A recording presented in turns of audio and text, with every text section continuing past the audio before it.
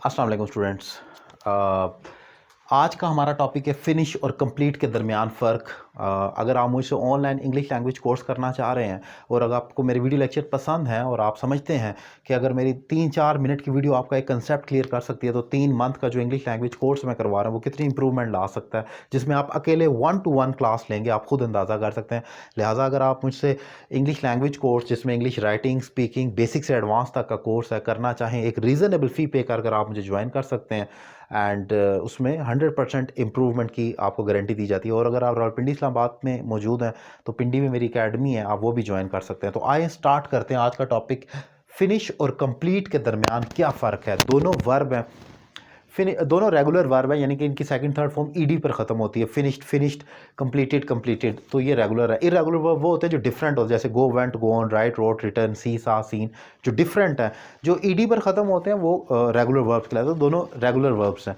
अब ज़रा इसको देख लेते हैं, फिनिश क्या है। ये अक्सर लोगों को समझ नहीं आती, वो उसको कन्फ्यूज़ कर रहे होते हैं। स्टूडेंट जो ऑनलाइन क्लास ले रहे हैं मेरे, वहाँ पर यही क्वेश्चन मिस्टेक बार बार होती है फ्रीक्वेंटली, इसीलिए इसी को सिलेक्ट किया आज कि फिनिश तब होता है जब इट कुड बी हाफ, मतलब फिनिश हाफ भी हो सकती है, यानी कि आपके प्रोजेक्ट या काम या टास्क के बीच में भी फिनिश हो सकता है, और इन द मिडल, यानी कि ये हाफ होती है या दरमियान में हो जाती है तो आप फिनिश कर देते हैं। For example, he finished his work at 3 PM, उसने अपना काम 3 बजे ख़त्म कर दिया।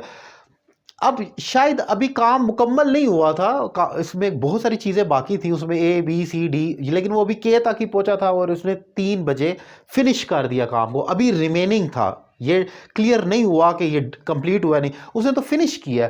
सो ये फिनिश मिडल में हो जाता है या हाफ में हो जाता है। The project was finished in January, इसको शायद लेट ख़त्म होना था लेकिन इसको जनवरी में ही ख़त्म कर दिया गया, फिनिश कर दिया गया। So the project was finish in January, से जनवरी में ख़त्म कर दिया गया, लेकिन शायद अभी पेंडिंग था, बाकी था, फिनिश हो गया, इसलिए ये मुकम्मल नहीं है।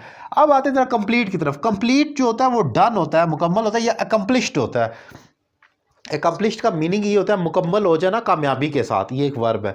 तो जो कंप्लीट का मीनिंग है वो ये है कि जो टाइम है आप काम मुकम्मल करके ख़त्म करते हैं। For example, he completed, same example मैंने लिखे ताकि समझने में आसानी रहे। ही completed the work at 3 PM, उसने 3 बजे काम मुकम्मल कर दिया। अब ज़रा इसको समझने की कोशिश करनी है आपने कि उसने अगर लेट्स सपोज ABCZ तक लिखनी थी तो 3 बजे उसने Z तक मुकम्मल कर दी, कंप्लीट किया उसने। लेकिन यहाँ पर जब मैं फिनिश कह रहा हूँ तो 3 बजे शायद वो K या P या R पर आया तो उसने 3 बजे ख़त्म कर दिया, उसने कहा आगे नहीं लिखना मैंने। सो ये फ़र्क है। फिनिश इन द मिडल हो सकता है, वो बीच में ही फिनिश हो सकता है, लेकिन कंप्लीट जब उसका लास्ट फिनिशिंग पॉइंट आएगा तो वहां पर वो कंप्लीट होता है। एक और एग्जांपल जो इसी तरह, the project was completed in January, अब यहां पर जो फिनिश कर दिया गया था, अभी उस प्रोजेक्ट में एक ब्रिज भी बनना था, रोड भी बनी थी, लेकिन वसाइल नहीं थे तो वो फिनिश ही कर दिया गया जनवरी में। लेकिन अगर मैं कहता हूं the project was completed in January, it means कि उसमें जितनी रोड्स थी, ब्रिजेस थी या इंफ्रास्ट्रक्चर था, वो सारा मुकम्मल करने के बाद जनवरी में वो कंप्लीट किया गया। So this is the difference between finish and complete. के फिनिश मिडल में भी हो सकता है, आप काम कर रहे हैं, आपने 3-4 चैप्टर पढ़ने लेकिन आप फेड अप हो गए, एक ही पढ़ा और फिनिश कर दिया। लेकिन आपने सोचा था कि मैंने 4 पढ़ने और चारों ही ख़त्म किए हैं, तो ये आपने कंप्लीट किया उनको, ये फिनिश नहीं किया। So this is the difference. उम्मीद करता हूँ ये लेक्चर आपको अच्छा लगा होगा।